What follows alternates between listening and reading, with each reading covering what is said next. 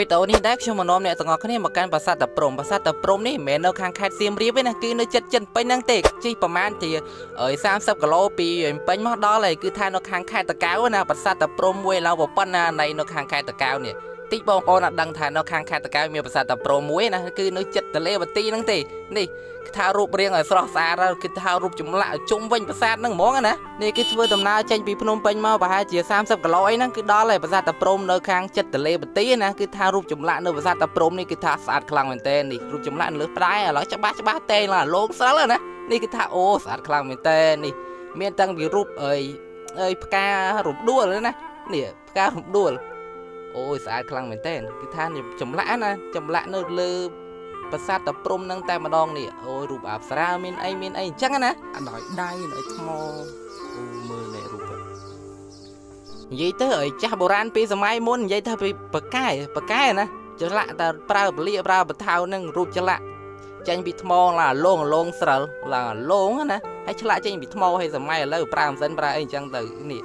ហើយប្រាសាទតាព្រំហ្នឹងគឺថាធំខ្លាំងមែនតើនេះប្រាសាទតាព្រំហើយមានអីនេះទាបព័ត៌មានតាក់ទងនឹងប្រាសាទហ្នឹងអញ្ចឹងណាមានការជួសជុលឡើងវិញមានអីអញ្ចឹងទៅនេះអ្នកនេះឥឡូវហ្នឹងខ្ញុំមកដល់ប្រាសាទទលេបទីប្រាសាទតាព្រំទលេបទីមកដល់គេអត់មានមនុស្សទេគេស្ងាត់ចេះ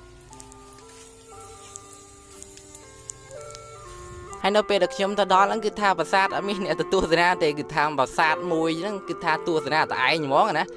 ភ្ញៀវ VIP អែហ្មងនិយាយថាលយមែនតែនហើយបងប្អូនពេលសៅរ៍អាទិត្យអត់ដឹងទៅណាទៅណីអញ្ចឹងណាអាចមកទស្សនានៅប្រាសាទតាព្រំទលេបទីនេះបាននៅខាងខេត្តតាកែវនៅចិត្តចិនពេញហ្នឹងទេជិះតែកន្លះម៉ោង1 ម៉ោងអីហ្នឹងដល់ហើយប្រាសាទតាព្រំនេះគឺថាមកទស្សនាហើយប្រាង្គប្រាសាទរូបចម្លាក់រូបអីអញ្ចឹងណាដែលប្រាសាទតាព្រំនឹងដែរកសាងឡើងដោយព្រះបាទជ័យវរ្ម័នទី 7 ណាហើយបងប្អូនកុំភ្លេចមកទស្សនាទាំងអស់គ្នាប្រាសាទនេះមានអាយុកាលជិត 1000 ឆ្នាំហើយអ្នកទាំងអស់គ្នាកុំភ្លេចមកទស្សនាទាំងអស់គ្នាព្រោះនេះជា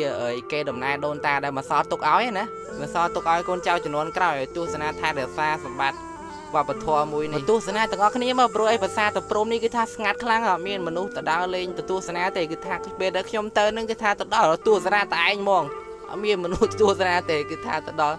មានអារម្មណ៍ថាកំសត់ខ្លាំងមែនទែនប្រាសាទតាព្រំនេះណាព្រោះឲ្យមានភ្ញៀវទេសចរទៅទស្សនាទេហើយទើអីចង់ឲ្យថានៅទេសភាពនៅហ្នឹងក៏ស្អាតដែរនេះទៅចង់ទៅថតរូបទៅសតអីហ្នឹងក៏ត្រូវដែរមានផ្កាមានអីអញ្ចឹងណាមានផ្កាមានប្រាង្គប្រាសាទមានរូបចម្លាក់មានអីអញ្ចឹងទៅកុំភ្លេចទៅទាំងអស់គ្នានេះអប្សរានេះចម្លាក់ផ្ការំដួលហ្នឹងឯងផ្ការំដួលអ្នកគ្នាមានឃើញនេះច្បាស់ចម្លាក់ការរំដួល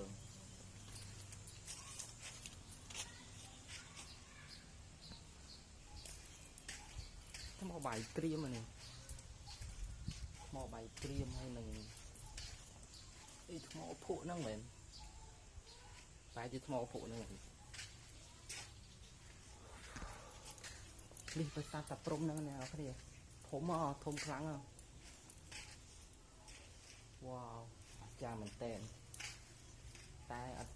សូវមានមនុស្សណាមកប្រាសាទនេះមានខ្ញុំម្នាក់ឯងហើយវីដេអូនេះក៏មានតែប៉ុណ្ណឹងដែរសូមអរគុណសូមជម្រាបលាជួបគ្នាវីដេអូក្រោយបាយ